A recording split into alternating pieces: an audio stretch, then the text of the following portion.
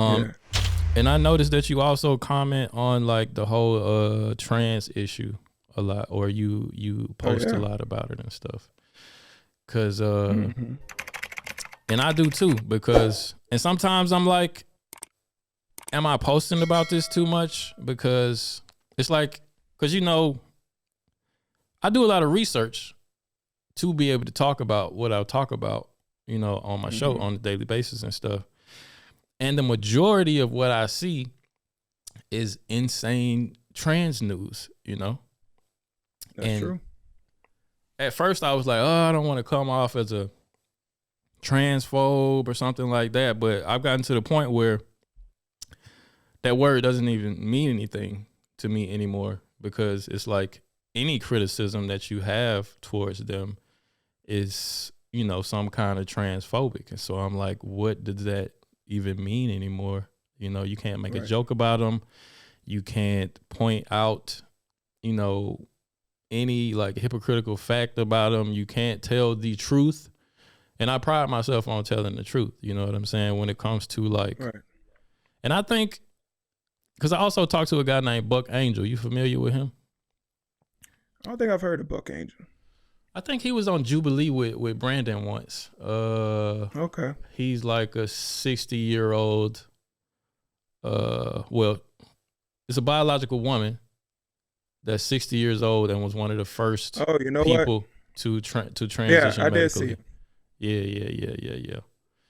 Hmm. And I did an interview with him, and he really looks like a dude, to the point when I say him, I don't even like feel jarred.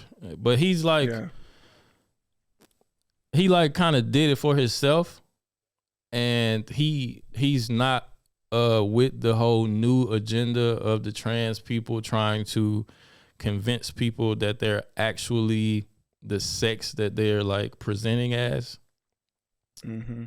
And he's a part of the whole gays against groomers Yeah. organization that's trying to keep that agenda out of schools and out of kids. He's against the whole indoctrination thing, because in my opinion, he wanted the real people who like has gender dysphoria and is aware Hmm. of it, and transition to like, kind of quell the demons in his own brain. But he don't care if somebody call him a he or a she. He don't get hung up on the pronouns and nothing like that. Real cool person. Hmm. And what I don't like about the trans movement, because I think people wouldn't care if they just did their own thing and wasn't trying to change everybody else's opinion, and trying to like ram this nonsense down people's throat. You know what I'm saying? As far as the Right. sports, like Leah Thomas, and what do you think about the whole agenda? Like, what do you think is leading to?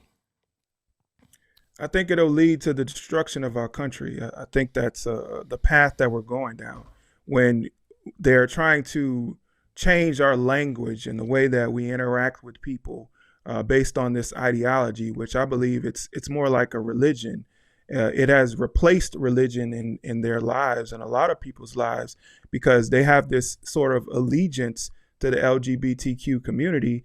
And I think that, people, it's a free country, right? We always say that it's a free country. If you want to identify as a woman, whatever, you're free to do that. Mm-hmm. But when you try to change my view and how I see you and how I see what you're doing, and if I say something negative about it, or if I just criticize the ideology, then I can get banned on social media. I can get fired from my job and Right. different things like that.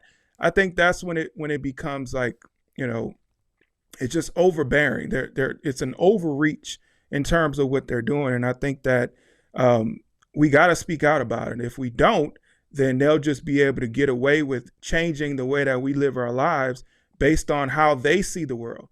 Right. We used to have a certain way that everybody thought, okay, a woman. If you're born a biological female, you grow up a woman. If you're born a biological male, you grow up a man. Right. So that's something that's facts, right? That's biology. Yes. But now they're trying to change biology. And if you don't agree with the way that they're trying to change biology, then you're some kind of transphobe. I don't even agree with the term transphobic or even homophobic, because what is phobia? It's an irrational fear. Right. I don't fear trans people. I don't fear homosexuals, right? I just may not agree with your lifestyle. Just because I don't agree with your lifestyle, that doesn't mean I fear you, right? I should have the right to criticize and give commentary of things that I see online. For instance, Dylan Mulvaney. I should be able to talk about Dylan Mulvaney and how I see what Dylan Mulvaney is doing without fearing the consequences of being barred from social media, right? If somebody is at my place of work who is a biological male who identifies as a female, I should be able to not get in trouble for calling that person a he. Because in my mind, and the way that I was taught in my belief system, no man can identify as a woman, because if you are born a certain way, then that's just what you are, right? So if I buy into the whole thing of, oh, I'm going to call you a she or I'm going to call you a woman, then that means that I feel like that man can transition to a woman. I feel like that is in the realm of possibility, which I don't. So if I don't believe that this thing can happen, then I shouldn't get in trouble for not going along with the way that you want to live your life. I completely agree with that, man. And I think they preference the whole thing off of them kind of holding themselves hostage, so to speak, like oh, but if you don't go along with how they feel, they could kill themselves. The suicide rates of trans people. Like, what do I have to do with somebody else and like them harming themselves? You know what I'm saying? They try to say like, oh, their lives are at stake. Their lives are at stake because of who? Because of them.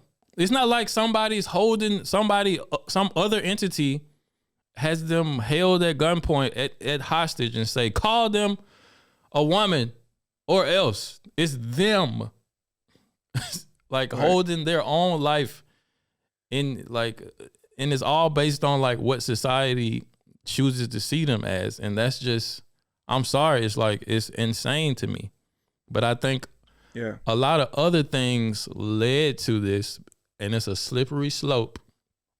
You know what I'm saying?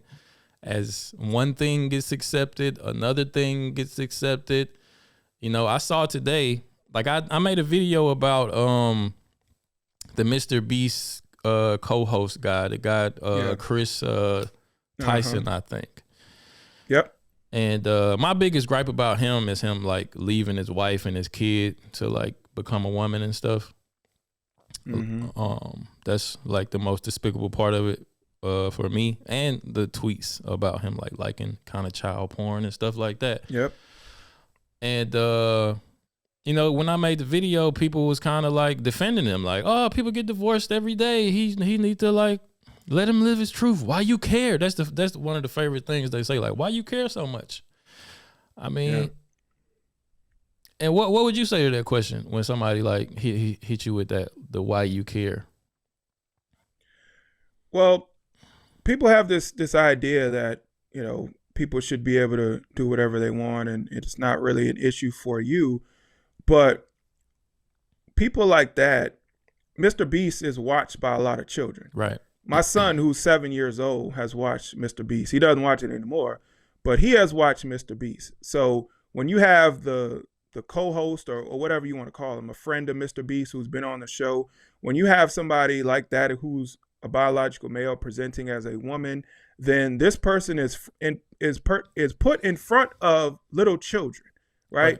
So you have this type of lifestyle that's put in front of little children. So that's when it comes into play. Well, it does affect me because it's going to affect my child. Even if you have somebody who's doing this, say you have a kid who's doing this at school, And then you have that person is in front of your child. So a lot of things that these people are doing are going to be in front of you and going to be in front of your children. Now, you can do everything in your power to try to instill those values into your children. Hey, we don't do this, like we don't believe in this. But at the end of the day, the schools, the children that they're around, and the things that they watch have a big influence on them.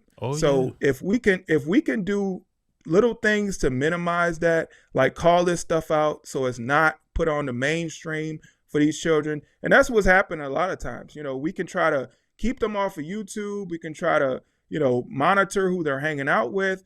But with this agenda that they're pushing, there's a lot of this stuff that's going to end up on mainstream television, right? You could be watching an award show with your family. Like, you're into music. I love music as well. So if I'm watching the Grammys with my family because, hey, I thought that would be a family-friendly show. Right. And then you see this, then you see homosexuality, then you see transgender and all this stuff on these things that you thought was family-friendly. So this stuff does affect us. It does affect me personally. It affects all of us. So that's why we have to pay attention to what's going on. And that's why we have to call this stuff out.